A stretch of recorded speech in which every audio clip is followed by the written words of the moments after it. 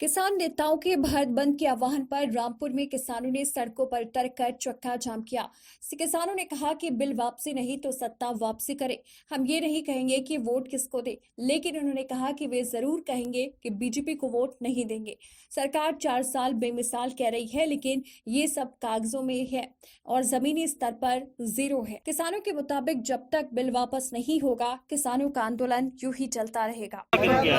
आज हमारे धरने को पूरे 4 महीने हो गए और 4 महीने की कॉल है जिस पे भारत बंद का ऐलान किया गया था।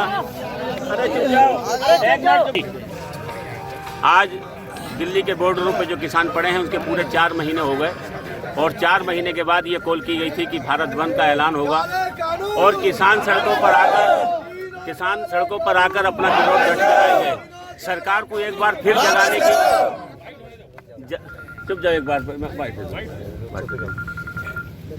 आज दिल्ली के बॉर्डरों पर पड़े हुए किसानों को 4 महीने हो गए और इसी कॉल को लेकर कि आज भारत बंद का ऐलान किया गया था कि सरकार किसान सड़कों पर आकर भारत बंद कर और नेशनल हाईवे पर जाम कर अपना सरकार के सामने विरोध दर्ज कराएं। 4 महीने सरकार को लगातार हो गए, 1 महीना लगातार सरकार से वार्ता चली और उसके बाद वार्ता टूट गई और किसानों को तरह तरह का ब्लेम लगाया गया कि साहब किले पे झंडा लगा दिया गया, फलाना लगा दिया गया। और ये तो नहीं सोचा, तुमने तो किला बेच दिया, किसानों ने झंडा लगाया तो कौन सा अपराध कर दिया?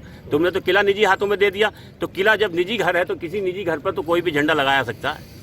तुम अगर किले की अहमियत रखते तो किले पर किसानों को बदनाम नहीं करते, लेके तुम निजी हाथों में नहीं देते। झंडा लगाया है तो साहब का लगाया, निशान लगाया, उस पर किसी का ऐसा निशानी नहीं लगा दी जिस पर बहुत बड़ा बवाल होने की वो थी। कोई मुल्क पाकिस्तान का झंडा नहीं लगा। तो बहुत ही निहायत अफसोस है कि सरकार ने उस चीज़ को लेकर किसानों को बदनाम करने की कोशिश करी और किसानों के ऊपर मतलब तरह तरह के ब्लेम लगाना शुरू कर दिए। कहीं आतंकवादी कह दिया, कहीं सिख आतंकवादी कहा।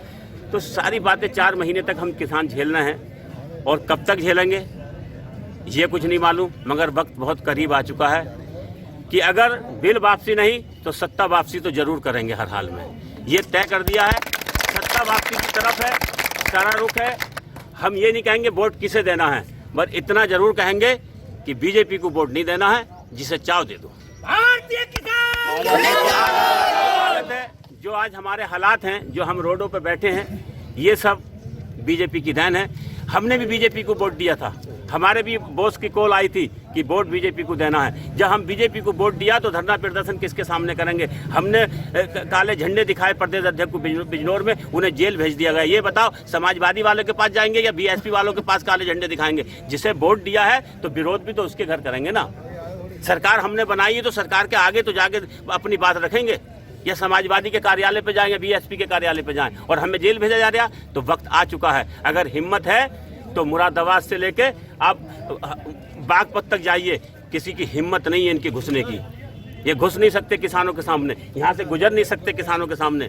एक भी इनके पास कोई जवाब नहीं है इन नेताओं के पास में। ये सिर्फ सत्ता परिवर्तन करके अपना पैसा कमाने आए हैं। किसानों को गुमराह किया, किसानों को बहुत बहुत लाभ दिया कि 15 लाख तुम्हारे खाते में आ जाएंगे, तुम्हारा 50% मुनाफा जोड़कर तुम्हें उस लागत पे 50% मुनाफा तुम्हें जोड़ के दिया जाएगा। स्वामीनाथन रिपोर्ट आपको लागू की जाएगी, कर्जा माफ किया जाएगा। इस किसानों को इस लाभ दे के और इस तरीके से ये सत्ता में आए। आज सत्ता में आ गए तो किसानों की बुरी दिशा है और किसानों की नहीं है, सारे व्यापारों की दिशा बुरी है। व्यापार है, मजदूर है, किसान है। सड़कों पर आप देख लो कहीं रौनक नहीं मिलती है।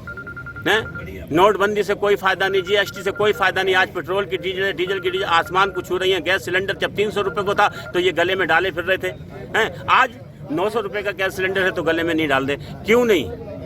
इसलिए नहीं दिया था। यूरिया बढ़ गया, मतलब डीजल बढ़ गया, नहरों में पानी नहीं है, नलकूप खराब पड़े हैं, इनका सारा सिस्टम है। मतलब सरकार अब तक के 4 साल जो बेमिसाल कह रही है, ये कागजों पर हीरो है, जमीनी हकीकत पे जीरो है। जमीनी हकीकत पे कोई सरकार का काम नहीं है, इतना सा भी काम नहीं है। ये किसान बैठे पड़े हैं, सारे समुदाय के लोग आते हैं, इनसे मालूम कर लो सरकार ने कहाँ इन्हें कोई लाभ दिया। इनके पास नहरों में पानी भी नहीं है, इनके पास मतलब जो नलकूप होते हैं सरकारी वो बंद पड़े हैं, उनकी मोटरें फूकी पड़ी हैं, कोई सुनने वाला नहीं है। इतना अगर कहीं तहसील में जाते हैं तो तहसीलदार सुनने के लिए तैयार नहीं, डीएम सुनने के लिए तैयार नहीं। मतलब कोई भी किसान की बात सुनने के लिए तैयार नहीं है। अगर सुनने के लिए तैयार होते तो 160 करोड़ रुपया जो बकाया है तीनों मिलों का, वो बकाया नहीं होता। तो सारी मांगों को लेकर बैठे, विरोध करते रहेंगे जब तक करेंगे, जब तक वापसी नहीं। अगर है थोड़ी बहुत मतलब आती है ही ना कल, इसके बीच में अगर ये वापस ले लेते हैं तो बेहतर है, नहीं लेंगे तो सत्ता वापसी तक दिल्ली के बॉर्डरों पर किसान जमे रहेंगे और ऐसी पूरे हिंदुस्तान में धरना प्रदर्शन होते रहेंगे। अब धरना प्रदर्शन मतलब महापंचायतों में तभी हो गया कि जन आंदोलन हो गया। अब लोग वहाँ बैठे हैं, महापंचायतों के द्वारा, धरना प्रदर्शन के द्वारा जिलों में एक मैसेज सरकार को दे रहे हैं, सरकार सुधर जाए तो बेहतर है, सही है, किसानों की सुन ले, यही तुम्हारे वोटर हैं जिस पे तुम राज कर रहे हो। तो सारी बातें हैं आपके सामने, देख लो किसी का क्या है, धूप में बैठे पड़े हैं। बहुत ही निहायत अफसोस की बात है कि हमें 4 महीने हो गए और 4 महीने लगातार बॉर्डरों पड़े हैं अपने बच्चों को छोड़े हुए, और सरकार पे जूं नहीं निंगी है कान पे। उन्होंने भी पता नहीं क्या चीज़ बना रखी है, या तो मशीनों में गड़बड़ी कर रखी है, क्या इस तरीके की है कि साहब हम ही सरकार में आएंगे तो ये तो वक्त बताएगा। हमारे नेता का साफ इशारा है कि सत्ता वापसी की तरफ की ओर करो, इशारा करो। प्रधानी के इलेक्शन आ रहे हैं, जिला पंचायत के इलेक्शन आ रहे हैं, किसानों से एक ही अपील है कि इनके कैंडिडेटों को वोट नहीं देना है, बाकी जब तुम्हारी मर्जी से वोट दो। ठीक है।